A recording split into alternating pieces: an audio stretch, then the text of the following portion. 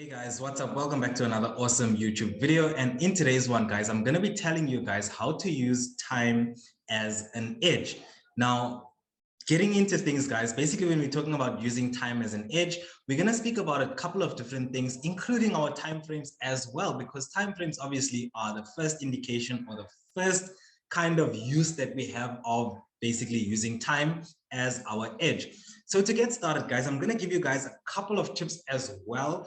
Also, when you're choosing your pairs, this is also a process that you can use to kind of eliminate pairs that are not conducive for the way that you're going to be trading, and as well as to include pairs that are going to enhance or kind of play on this edge that you are creating using time.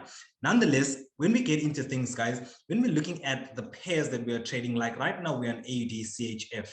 Now, using time as an edge, obviously we need to think about, because we're using time, we need to think about how does time actually affect the market itself.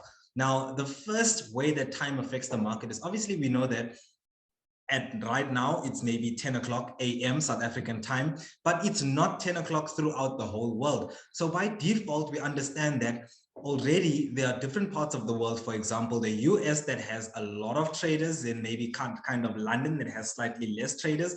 Then maybe we've got Asian, which has like the least amount of traders. So already by default, we know that when the New York traders are here, there's most volatility, because obviously New York has the biggest hedge funds, the most banks, the this, the that, whatever the case is, the traders. Nonetheless, we understand that when the New York traders are awake, there's obviously a lot of volume in the markets.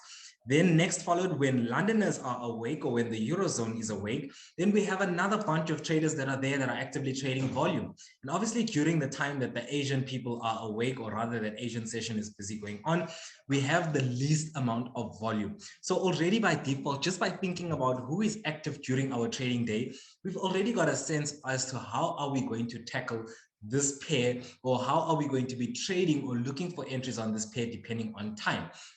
Now, to not be specific about the sessions and all of those things, nonetheless, what we want to do as traders is we want to trade when there is volatility. So already I know, or what we can even do, what I can show you guys, a nice quick hack to show you guys. Let's first talk about it, and then I'll show you guys the quick hack. So nonetheless, when we're coming into our Aussie, let's just say we're looking at Aussie Swiss franc, and we're trying to find out how we can use time as our edge, being able to obviously capitalize on moves in this market according to time, or rather make our trading time sensitive. Now, what we're going to do is we're going to think about what time does London session start. London session starts at maybe, we can say 9 a.m., around in between 9 and 10 a.m. That's probably around when London session starts. But nonetheless, because we know London session starts around this time, when are we expecting the first group of volatility to come into Aussie Swiss franc? In between 9 and 10. And obviously, once Londoners are in, then obviously New York session is after this. So what we can do for ourselves is automatically understand that on Aussie Swiss franc, we are looking for entries as day traders in between maybe 9 a.m. and maybe about 6 or 7 p.m. Nonetheless, what this does for us is that this allows us to only look for our setups when there is volatility, because just saying we are day traders, or we are scalpers, or whatever. Let's just say we are intraday traders. So we're trading looking for that daily momentum. So nonetheless, we've already used time in a sense to develop an edge, just simply by observing when volatility is coming in. We've obviously, now we are trading during that time of volatility. So it's now become an edge that every time we are in the markets, there are participants that could potentially move the markets. So now that we've got that down, we're going to speak a little bit about our time frames.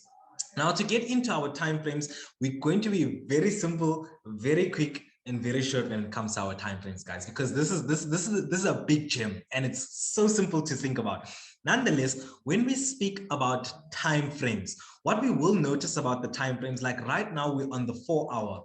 If we look at this time frame, we can see that our information is very smooth. So we can see that, yes, there is candlesticks. The candlesticks are moving in a direction, or whichever direction, but nonetheless, the information is smooth.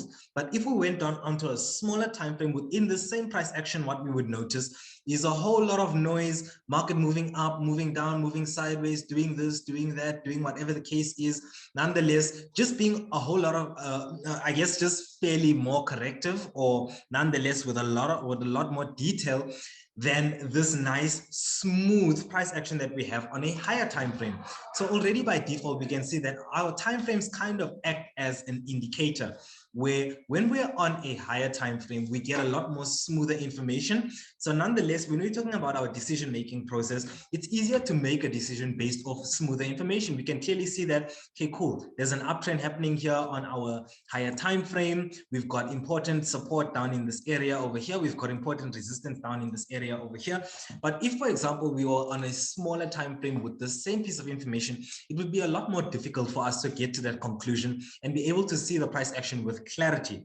So what the higher time frames do for us is that the higher time frames are giving us valid information.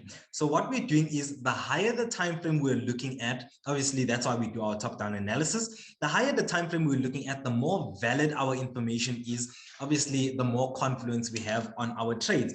And obviously if we drop down the time frames, the lower the time frame we go, we sacrifice this valid detail, and I mean this valid price action, and obviously we sacrifice the validity of this price action for the detail. So now we understand that just by looking at timeframes and understanding what our different timeframes do for us, they help us sort out our information. So now we understand that to use our timeframes as our edge, what we are going to do as traders is we're going to take the validity of the information from our higher timeframes and obviously look for entries using lower timeframe confluence. Just obviously remember, we said when we drop down to those lower time frames, we're sacrificing validity for detail. So we obviously need that detail to be able to execute our trade. So what we do is we do our top-down analysis. We look at our higher time frames. We derive our directional bias from a higher time frame. We derive a point of interest where we want to trade that directional bias from a higher time frame. And then obviously for us to be able to execute press buy or sell on our MT4s, we need to drop down onto this lower time frame where we'll obviously get that detail that will allow us to jump into this trade. Nonetheless, guys, we have reached the conclusion of today's educational video. Lovely to have you guys on this Wednesday. It obviously is one of the first, or rather the first full week of the year. So nonetheless, we're preparing you guys for what are you guys going to be doing in the future, or rather throughout the rest of this year. So otherwise, guys, we have reached the conclusion. If you have enjoyed this YouTube video, then definitely do drop this video a like. Otherwise, if it's your first time on the channel, or if you're a returner and you've watched until the end, definitely does mean that you've got something from this video, that this video did interest you a little bit. So definitely don't leave the video without being a subscriber. This is Tremaine, your FX Chasers mentor. We'll see you guys in the future videos. Thanks so much, guys. Enjoy the rest of your guys' trading week. Cheers.